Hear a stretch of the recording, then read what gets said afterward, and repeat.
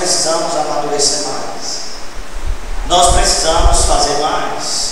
Nós precisamos de mais pessoas. Eu vejo, irmãos, que muitas pessoas que estão no Ministério AME, que estão no Ministério ACA, também estão no Ministério Moto Vida, ou seja, são pessoas que estão participando de praticamente todos os ministérios, e muitos, talvez você, esteja sentado, não fazendo absolutamente nada.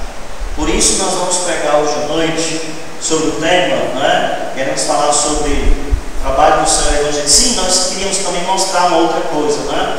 Já ia esquecendo. Nossa igreja, 2 anos atrás, nós fizemos um mapa. Aqui é o mapa da cidade. Algumas pessoas disseram, parece um navio Titanic, quase que afundando, né? E algumas pessoas disseram, parece que afundou de fato, de verdade. Pode avançar aí. O objetivo era trabalhar aqui na cidade, né, no nosso bairro, de casa em casa, levando o Evangelho. Volta aí, irmão. Volta. Essa foi a primeira equipe. Nós começamos com essas pessoas, ministrando curso para essas pessoas, e a partir delas nós dissemos, nós vamos ampliar, vamos trazer um professor para poder treinar, para que nós possamos falar de Jesus nesse bairro. E a equipe cresceu, né? E aí nós temos fotos de pessoas que participaram desse treinamento, né? Lembra aí dessa foto? Vocês, 2 anos atrás, não é? Uma maravilha. Continua aí. Algumas pessoas que participaram do treinamento, e eu ficava muito feliz e muito animado quando eu ia com os irmãos, porque as pessoas estavam animadas realmente falando de Cristo, né? Fazendo a pesquisa religiosa ali, atenta à pregação da palavra de Deus. Uma grande bênção. Pode avançar. Aqui são algumas fotos, né, de alguns irmãos, né, que estavam, pode avançar, que estavam realmente empenhados nesse serviço, que estavam empenhados nessa atividade, né? Que foi uma caminhada que nós fizemos no sábado pela manhã, movimentou bem a igreja, foi uma bênção também. Nós andamos nas ruas aqui desse bairro de Santa Catarina. Nós também apresentamos, fizemos um coralzinho, né? Apresentamos um louvor, todo mundo fardado, uma beleza, né? Você está vendo sua foto aí? Muito bem, continua. E aqui nós fizemos no culto de missões, né, pela escola dominical, falando também, convidando pessoas também para participarem do evangelismo na igreja local, aqui, nossa igreja. E aí várias pessoas participaram, estiveram atentos, né, fizeram toda a ornamentação, né, evangelismo, pois me é imposta essa obrigação, e ai de mim se não pregar o Evangelho. E é exatamente o que Paulo diz lá em 1 Coríntios 9,16, né? Pode avançar também. Nós fizemos um fone fácil evangelístico, onde nós ligávamos para as pessoas que nós já evangelizamos, convidando essas pessoas para vir para a igreja. Vocês lembram? Foi uma bênção, não foi? Olha só que maravilha, né? Isso foi 2 anos atrás. Pode avançar. Montamos todo o cenário, né? Fizemos um treinamento ali, um livro sem palavras, né? E aí a nossa ideia, irmãos, é que você possa vestir a sua camisa. Muitas dessas camisas que foram confeccionadas, e eu falei para os irmãos, essas camisetas foram confeccionadas para serem usadas realmente no trabalho evangelístico. Muitos irmãos engavetaram essa camisa. Muitos irmãos guardaram sua camisa, talvez está até mofada de tanto tempo que você não usou. A minha ideia, o meu desejo é que nós possamos fazer novas camisetas com um número maior, para que todos realmente possamos realmente assumir essa responsabilidade e falar do amor e da graça do Senhor Jesus Cristo. E aqui foi um culto que nós fizemos há 2 sábados atrás, lá perto do Carrefour. Um grupo pequeno foi lá, montamos a caixa de som, pregamos a palavra de Deus, cantamos louvores, fizemos ontem também pela manhã lá na frente da casa da irmã Graça, anunciamos o Evangelho. Se Deus permitir, teremos muitas outras oportunidades para também falar do amor e da graça do Senhor Jesus. Vocês são a equipe que estiveram realmente nos dando apoio. Ontem pela manhã tivemos uma equipe também maior, e nós louvamos a Deus pela vida e pela dedicação desses queridos irmãos. Muito bem, então concluindo, né? Olhando todas essas fotos, aí a gente pensa, realmente a igreja está evangelizando, né? Temos o Ministério A, o Ministério Ano, nós temos o Ministério Motovida, nós temos o Alimentando Corpo e Alma, nós também temos o evangelismo aqui na igreja, fizemos caminhada e fizemos. Mas isso está no passado.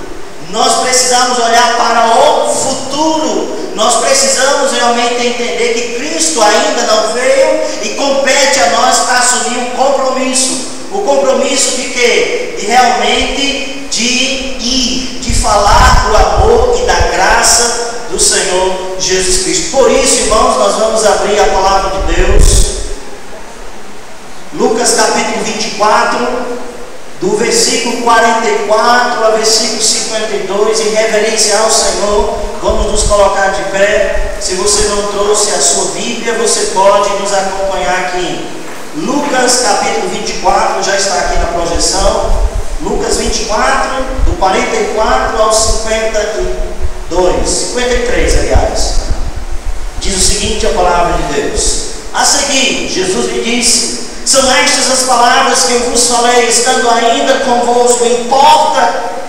Importava se cumprisse tudo o que de mim está escrito na lei de Moisés, nos profetas e nos salmos. Então lhes abriu o entendimento para compreenderem as Escrituras, e lhes disse: assim está escrito que o Cristo havia de padecer, ressuscitar entre os mortos no terceiro dia, e que em seu nome se pregasse arrependimento para a remissão de pecados a todas as nações, começando de Jerusalém. Vós sois testemunhas destas coisas. Eis que vos envio sobre vós a promessa de meu Pai. Permanecei na cidade até que do alto sejais revestidos de poder. Então os levou para Betânia e, erguendo as mãos, os abençoou. E aconteceu que, enquanto os abençoava, ia se retirando deles, sendo elevado para o céu. Então eles, adorando-o,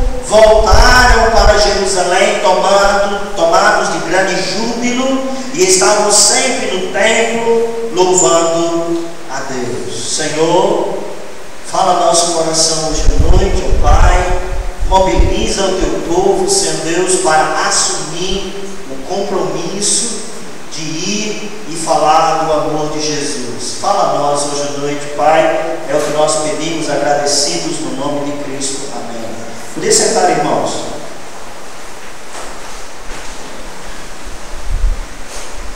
Então nós vimos agora há pouco fotos dos ministérios com ênfase em evangelismo.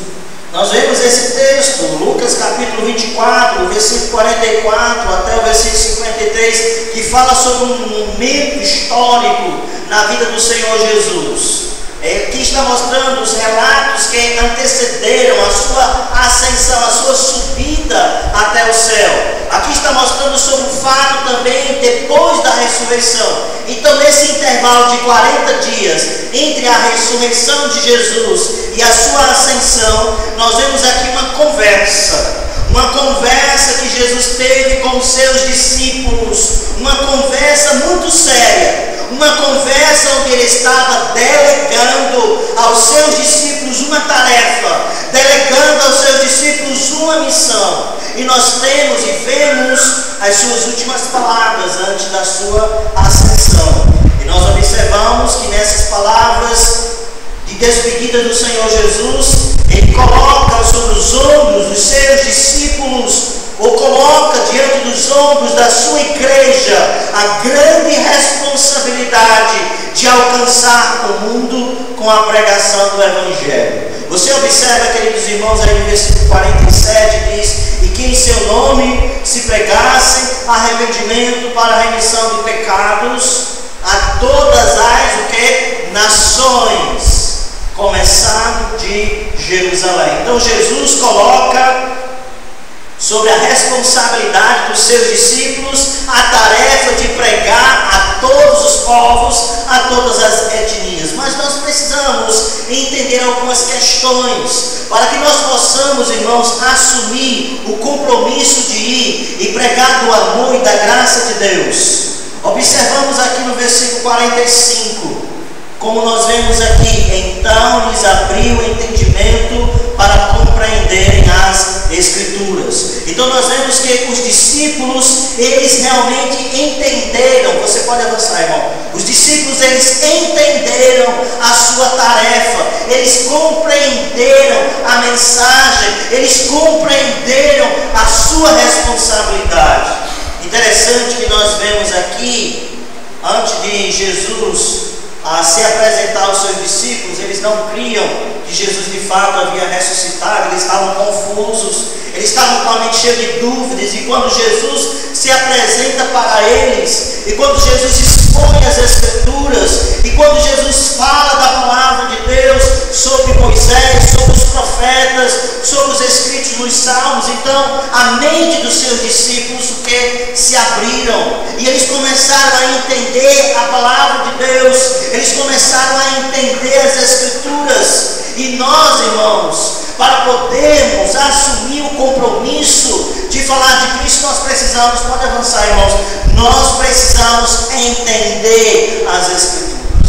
Se nós não entendermos as Escrituras, como nós vamos falar para as pessoas acerca da palavra de Deus? Então diz o texto: então lhes abriu o entendimento para compreenderem as sagradas Escrituras. A mente daqueles homens podiam compreender com clareza a mensagem de Deus. Eles podiam abrir a Bíblia, a palavra do Senhor, em qualquer texto, e podiam ver informações preciosas sobre a graça e o amor de Deus. A mensagem era lógica, a mensagem era compreensível. Eles podiam realmente entender o que a palavra de Deus ensinava acerca do Mestre.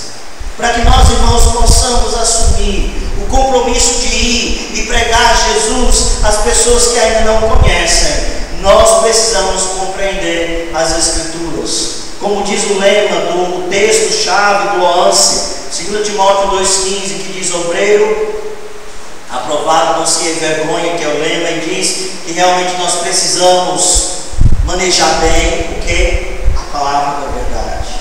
Por que nós precisamos manejar bem a palavra da verdade? Porque você não sabe quais são as colocações, as questões, as perguntas que as pessoas vão levantar. E se você não conhecer a palavra de Deus, se você não conhecer as Escrituras, você vai ficar realmente envergonhado. Você precisa estudar a Bíblia, você precisa ler a palavra do Senhor, para que quando você estiver pregando a palavra de Deus, quando você estiver ensinando as pessoas acerca de Deus, você possa realmente falar com autoridade, você falar realmente com conhecimento de causa. Você conhece as Escrituras. Nós observamos também nesse mesmo texto de Lucas capítulo 24, versículo 44 a 53, observamos aí no versículo 46, que diz o seguinte: ele disse: assim está escrito que o Cristo havia de padecer, ressuscitar dentre os mortos no terceiro dia. Essa era a mensagem que deveria ser pregada, a mensagem que deveria ser anunciada. O Evangelho era: Jesus morreu, Jesus ressuscitou, Ele está vivo. Essa mensagem era clara, essa mensagem era objetiva, essa mensagem é simples. Qualquer pessoa, serva do Senhor, pode falar isso. Era essa mensagem que nós devemos na realidade anunciar. Por que Jesus morreu? Já que o texto diz, como está escrito, que o Cristo haveria de padecer. Qual a pergunta que surge, irmãos, em nossa mente? Por que Jesus morreu? Nós entendemos que Jesus morreu porque o homem estava perdido, porque o homem estava totalmente incapaz de salvar-se a si mesmo, porque o homem estava vivendo as portas da eternidade e estava realmente passivo à condenação eterna. A sua vida longe do Senhor, a sua vida cheia de pecado, o seu coração contaminado pela semente do mal, distante de Deus, impossível realmente ele se poder salvar a si mesmo. E o Senhor Deus, Ele envia o seu único filho. Ele sacrifica o seu único filho para que, com o derramamento precioso do seu sangue lá na cruz do Calvário, pudesse proporcionar a todo homem, a toda mulher, a toda a criatura que nele cresce, o perdão dos seus pecados. Por isso que o texto diz que Jesus morreu. Ele morreu por nós, ele morreu por mim, ele morreu por você. E por ele ter morrido na cruz do Calvário, ele proporciona para nós salvação. Ele proporciona para nós perdão completo. Nós fomos justificados em Cristo Jesus. Quando você lê as Escrituras lá em Romanos 3, versículo 23 e 24, diz o seguinte: porque todos pecaram e separados estão da glória de Deus, e carecem da glória de Deus, sendo justificados gratuitamente por sua graça, mediante a redenção que há em Cristo Jesus. Então aqui mostra a condição do homem perdido, longe de Deus, mas através de Jesus nós recebemos o perdão, nós recebemos a justificação. E o texto diz gratuitamente, é totalmente grátis. Você não paga um centavo para poder entrar no céu, apenas confiando inteiramente na graça do Senhor Jesus. Essa é a mensagem, irmãos, que Jesus delegou para os seus discípulos a pregar. A salvação em Cristo Jesus, não por obras, não por tentar viver uma vida piedosa, mas o crer na pessoa do Senhor Jesus Cristo. A palavra de Deus está mostrando para nós que não há possibilidade de alguém ser salvo sem Jesus.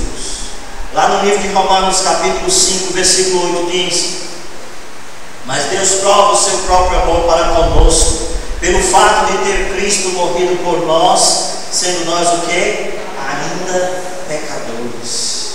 Estávamos longe de Deus, estávamos perdidos, sem Deus em nosso coração, fazendo cada vez mais coisas que desagradavam ao Senhor, e Ele tomou sobre si a nossa dor. Ele pegou o nosso pecado e Ele encravou lá na cruz. Quando nós vemos, irmãos, o cenário da cruz, nós podemos observar como foi terrível.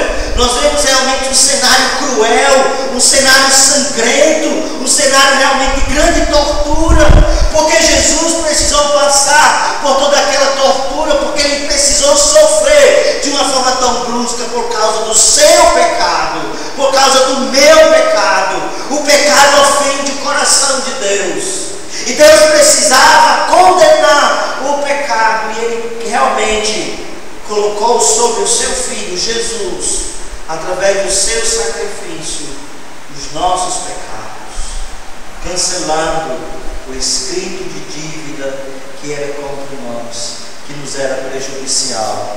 Nós observamos que Jesus morreu. Essa é a mensagem, irmãos, que nós precisamos anunciar para as pessoas.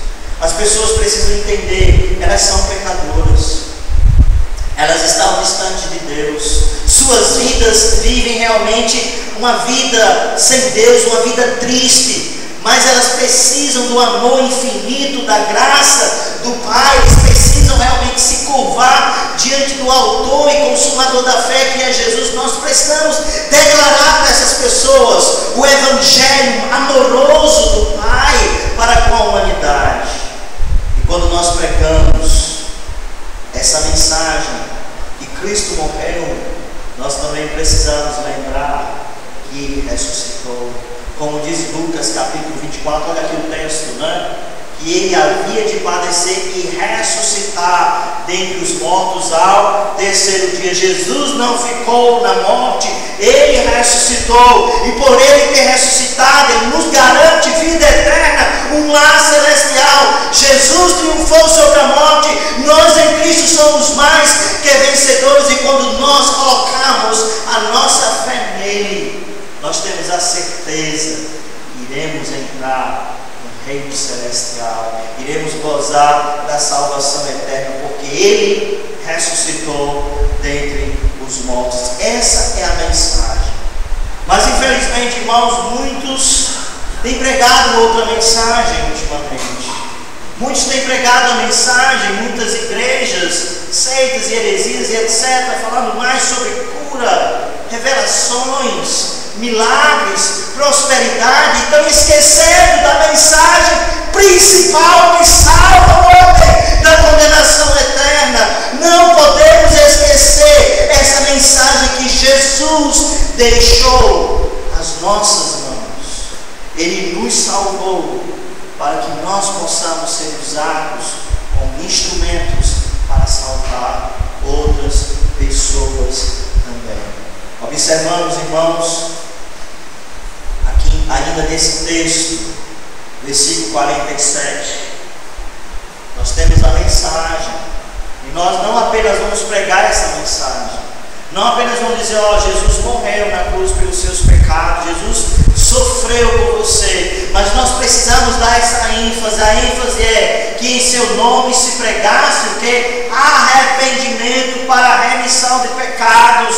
Nós precisamos enfatizar que essas pessoas que escutam a mensagem, elas precisam se entregar a Cristo, elas precisam mudar a sua vida, elas precisam se converter ao Senhor Jesus. A mensagem da salvação é uma mensagem acusativa, porque nós vamos mostrar para o homem que ele está perdido, nós vamos mostrar para as pessoas que elas são pecadoras, elas estão debaixo da ira de Deus, Deus está indignado com as suas vidas ímpias, Deus não aprova o seu comportamento. Nós vamos acusar, mas também nós trazemos a mensagem de esperança. Nós vamos dizer, olha, mesmo que você está vivendo uma vida deplorável, que não agrada ao Senhor, Deus te ama e Ele quer ser o seu Senhor e Salvador.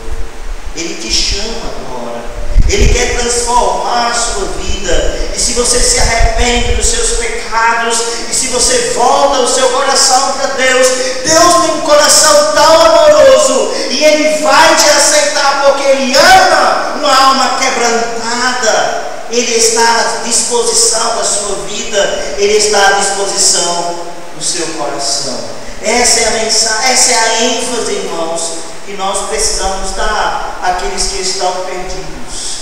Não devemos apenas comunicar a mensagem, mas precisamos convidar essas pessoas a um quebrantamento. Um homem chamado D.L. Moody, grande evangelista do século XVIII, pregador do Evangelho, ele conseguiu levar muitas vidas aos pés do Senhor. Ele era uma pessoa que, quando pregava, os corações se derramavam diante do altar do Senhor. Uma vez ele estava pregando na cidade de Chicago.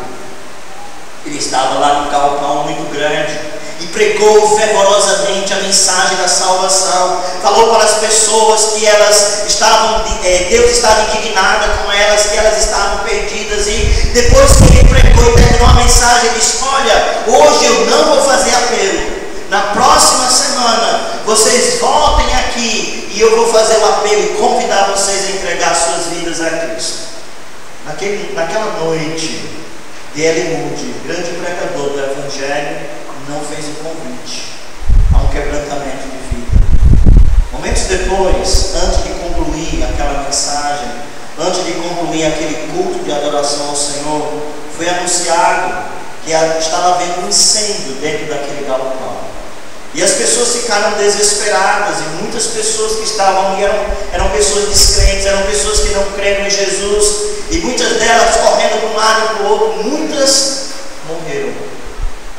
D.L. Moody, ele ficou profundamente angustiado, e disse: Senhor, eu deveria ter feito o apelo, eu deveria realmente ter feito o convite para que essas pessoas pudessem converter, eu não fiz. E quantas pessoas partiram para a eternidade sem entregarem suas vidas a Cristo? A partir daquela noite, a partir daquele momento, ele tomou a decisão que todas as vezes que estivesse pregando a palavra de Deus, sempre ele iria fazer o convite para a salvação. É exatamente isso que Jesus está ensinando aos seus discípulos. Ele diz: vocês preguem a palavra, falem da minha morte, falem da minha ressurreição, mas também chamem as pessoas ao arrependimento.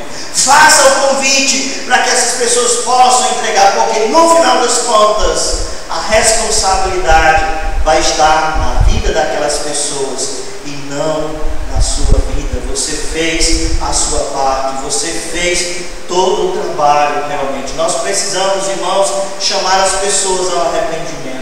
Nós precisamos mostrar para as pessoas que elas estão nas trevas e elas precisam realmente vir para a luz. Elas precisam entender que Jesus me dá perdão completo. Elas precisam entender que realmente em Cristo há vida e vida em abundância. E ainda no texto do versículo 47, nós vemos que, versículo 47, não apenas a ênfase, mas em próxima projeção, nós vemos também a questão: quem são as pessoas que deverão ouvir a mensagem? De acordo com o texto, diz que em seu nome se pregasse arrependimento para a remissão de pecados a quem?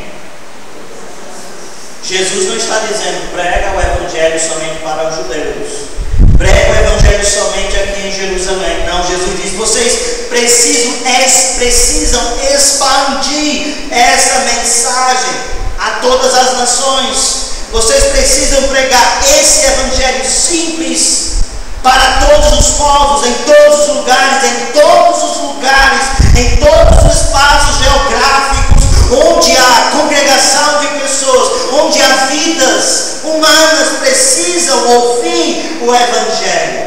Jesus aqui não está fazendo acepção de pessoas. Às vezes nós fazemos. Às vezes nós selecionamos as pessoas que nós vamos evangelizar. Há pessoas mal cheirosas, sujas.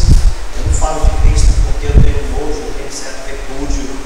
Queridos, nós precisamos enxergar também, além da sujeira, além da aparência física que as pessoas têm, talvez por não ter um cabelo bem cortado, não ter uma roupa, não estar bem vestido, mas ali é uma vida que precisa ouvir o evangelho. É nossa responsabilidade de direcionar o evangelho a essas pessoas. A ideia de Cristo, o desejo de Cristo, a ênfase de Cristo é que todos os homens ouçam a sua palavra. E lembra, irmãos, que essa ordem ele está dando antes de subir ao céu. São as suas palavras de despedida. Ele chama seus discípulos para uma conversa séria. E eu vejo aqui a igreja de Cristo na era moderna. Nós também estamos sendo chamados por Cristo a essa responsabilidade. Jesus não está delegando essa responsabilidade apenas para um grupo de pessoas, mas é para a sua igreja. Infelizmente nós achamos muitas vezes que quem deve realmente pregar é o pastor missionário, porque foram treinados para isso. Não. Todo crente deve pregar Jesus. Onde é que estão essas pessoas? Quando nós pensamos nos perdidos, às vezes a gente pensa lá na África, na janela 1040, as pessoas que estão realmente vivendo num contexto de uma religião muçulmana. Lá também existem muitos perdidos. Mas sabe, irmãos, pode ter perdido na sua casa, pode ter pessoas que estejam perdidas na sua família. Talvez há na sua rua pessoas que não ainda entregaram suas vidas a Cristo. Talvez há pessoas na sua escola que ainda realmente não entregaram sua vida a Cristo. Eu sei que tem muitos, talvez na faculdade, no contexto onde você trabalha. Então são essas pessoas que você tem a obrigação de realmente levar o evangelho. Estava conversando com o irmão essa semana e disse: pastor, ele estava orando comigo e disse: pastor, essa semana eu estava na parada do ônibus e aí tinha um rapaz lá e me deu vontade de evangelizar. Eu precisava falar de Jesus para aquele jovem, e eu estava sendo incomodado e eu procurando um meio me aproximei dele e começamos uma conversa. Daqui a pouco estava falando de Jesus para ele enquanto o ônibus não chegava. E aí descobriu que aquele homem que estava ali naquela parada era uma pessoa que estava detida na penitenciária, regime semiaberto. Ele estava, parece que, voltando lá para a penitenciária, e ele teve a oportunidade de falar de Cristo para aquele homem. Talvez foi a última vez que o viu, não sei, mas ele falou de Cristo. Ele sentiu a necessidade de comunicar Jesus. Ele sabia que aquela pessoa precisava ouvir, então ele não ficou calado. Irmãos, é desse tipo de pessoa pessoas que Cristo realmente quer na sua igreja. Não apenas pessoas que estejam apenas fazendo números, mas pessoas que falem, que trabalhem, que levem o Evangelho às outras pessoas. Lá no versículo 48, nós vemos que nós somos os porta-vozes de Deus, né?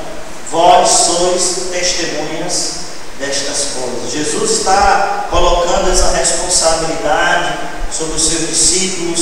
São eles que precisariam evangelizar o mundo. Eram eles que deveriam levar essa fé a todos os povos, a todas as culturas, a todos os lugares. Nós somos, irmãos, a voz de Deus nesse mundo. Se nós não falarmos, o mundo não será realmente evangelizado. Se nós ficarmos calados, as pessoas irão para o inferno, porque não ouviram falar de Jesus. Jesus disse que nós somos o sal da terra, nós somos a luz do mundo. Interessante, irmãos, quando eu lembro uma vez, um exemplo de um jovem, ele estava leproso, e ele era crente, gostava muito de falar de Cristo. Mas a sua lepra estava impedindo dele realmente falar de Jesus. Ele estava numa situação tão grave que ele foi realmente colocado numa sala no hospital, isolado de todos, já que aquela doença era contagiosa. Devido à sua doença, ele perdeu a sua visão. Devido à sua doença, ele perdeu a capacidade também de falar. Devido à sua doença, realmente ele estava acamado, não podia andar. Então aquele homem tinha muitos motivos de dizer: eu não posso falar de Jesus porque eu não estou vendo, eu não tenho capacidade de falar, eu estou doente, eu estou realmente perdendo a minha mobilidade física, enfim, estou num contexto terrível. Mas aquele homem conhecia Jesus, e ele encontrou um meio de falar de Cristo mesmo naquela situação.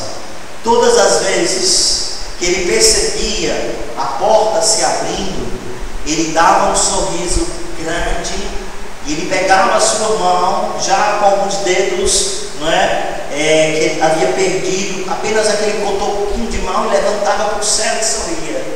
E quando ele fazia isso, irmãos, ele estava dizendo que a alegria do meu coração vem do céu. Jesus preenche o meu coração, estou feliz porque Jesus me ama. Então, mesmo sem palavras, o seu testemunho, a forma como ele agia naquele contexto, mostrava um pregador do Evangelho. É desses que Deus precisa na atualidade, pessoas destemidas, pessoas corajosas, pessoas que pregam com intrepidez a palavra do Senhor, pessoas que não se envergonham do Evangelho, pessoas que realmente sejam corajosas a anunciar a palavra de Deus a toda a criatura.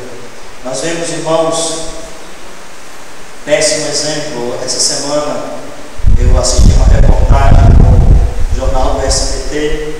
Um determinado pastor famoso aqui no Brasil está sendo acusado de homicídio, estupro, pedofilia, de crime, várias coisas. Irmãos, eu fiquei tão traumatizado, eu nem consegui assistir a reportagem toda, porque tanta coisa feia, lamentável. Uma pessoa dessa está manchando o nome de Cristo. Quando Jesus diz que nós seremos testemunhas, a nossa vida conta muito, irmãos. Não é somente chegar e falar, nós precisamos ser coerentes, nós precisamos mostrar realmente vida em nós, que nós amamos a Deus, que nós somos realmente testemunhas vivas do Senhor, que andamos de acordo com a vontade de Deus. E aí nós vemos lá no versículo 49, para encerrar a mensagem, nós vemos o seguinte: eis que envio sobre vós a promessa de meu Pai, permanecei, pois, na cidade, até que do alto sejais o que? Revestidos de poder. Interessante que Jesus deixou uma tarefa muito grande para os seus discípulos.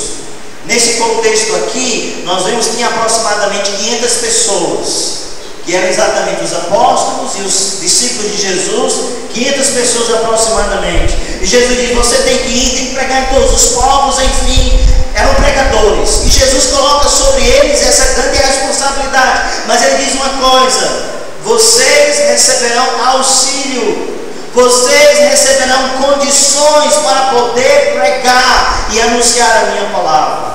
E é esse revestimento. Ele diz: vocês receberão o revestimento de poder. Esse poder vem de quem? De nós? Não, vem do Espírito Santo de Deus. Interessante essa palavra poder, irmãos, no original, a palavra é dunamis, que tem a ideia de dinamite.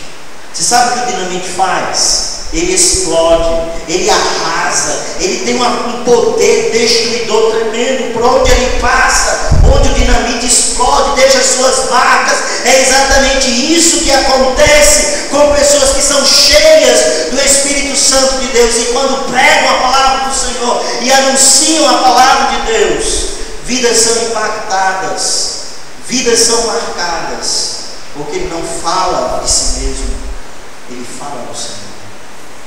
E é o Senhor, seu Espírito, que vai agindo na vida das pessoas, transformando e realmente atraindo para a cruz. Imagina só, irmãos, você tem um carro e o seu carro está quebrado, e aí você vai procurar um hospital de carro, que é uma oficina, e aí você deixa lá no seu carro e fala lá no seu amigo, né? Você conhece o mecânico, diz: olha, está com esse problema aqui, não sei o que está acontecendo, resolve, depois a gente se acerta. E daqui a algum tempo ele liga para você: olha, fulaninho e tal, o seu carro já está ok. E você chega lá e você vê o carro está pegando, está maravilha, e você paga pelo serviço, e você no final das contas diz: muito obrigado, você fez um trabalho excelente. Você elogiou o mecânico. Mas você sabe que o mecânico, para poder fazer aquele trabalho, ele precisou de algumas ferramentas. Precisou de chave de fenda, precisou de uma capa, etc. Né? Ele usou várias ferramentas, mas a glória não é para as ferramentas. Você não vai agradecer chave de fenda, obrigado porque você ajudou aqui, não. Você agradece ao mecânico.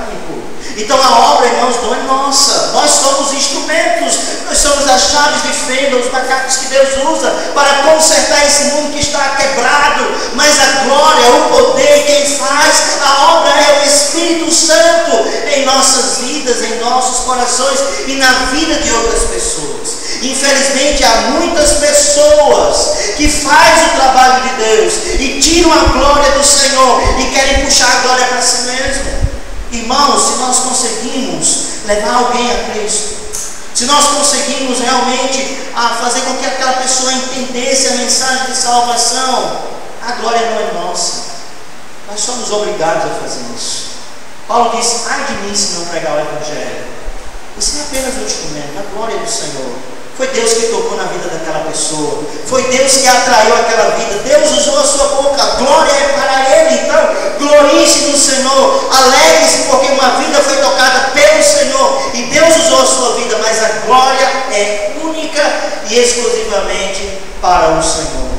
E nós terminamos aí no versículo 52, quando nós vemos Jesus, depois que passa essa responsabilidade para os seus discípulos, ele sobe ao céu, e nós vemos que logo depois de ele ser elevado ao céu, a Bíblia diz no versículo 52, então eles, adorando, voltaram para Jerusalém, tomados de grande júbilo. Nós vemos aqui Jesus abençoou, versículo 50, os seus discípulos, e os seus discípulos ficaram alegres.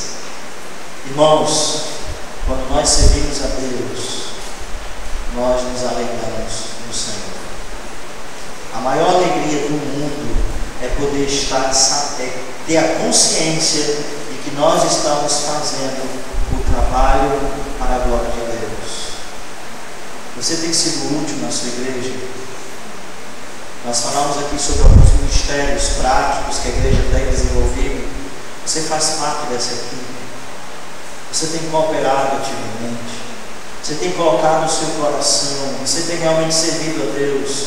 Queridos, a obra mais importante da igreja é alcançar outras pessoas para Cristo.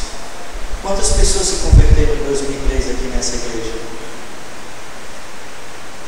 Quantas pessoas se converteram esse ano? Eu acho que nenhuma. Estamos no mês de fevereiro e ainda nenhuma vida se colocou diante do Senhor. Por quê? Porque você talvez não está fazendo o seu trabalho. Qual foi a última vez que você convidou alguém para a igreja? Qual foi a última vez que você falou de Jesus? Qual foi a última vez que você teve o privilégio de comunicar da graça de Deus? Então, irmãos, vamos assumir o nosso compromisso de ir e falar de Cristo, compreendendo as Escrituras, falando essa mensagem a todas as pessoas. Vamos ser testemunhas vivas do que Deus está fazendo em nossas vidas. Vamos ser usados pelo Senhor e receberemos a sua grandiosa bênção e seremos felizes por estar servindo ao Senhor. Vamos orar nesse momento e vamos falar com Deus. E eu gostaria que você pensasse: o que você está fazendo na igreja de Cristo? Qual a sua parcela de contribuição na igreja local? Nessa igreja, ou na igreja que você faz parte, se você faz parte de uma outra igreja, você está envolvido? Você está trabalhando?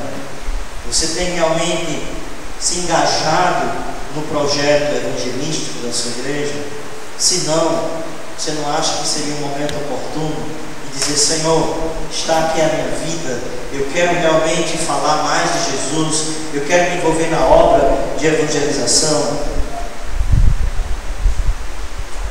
Quando você, crente, está orando, eu gostaria de perguntar: talvez há pessoas aqui em nosso meio que ainda não se converteram verdadeiramente a Jesus, ainda não colocaram a sua vida diante do altar de Deus. Você gostaria de receber Jesus hoje à noite? Você gostaria de colocar a sua vida diante do Senhor? Você sabe que você é um pecador, uma pecadora.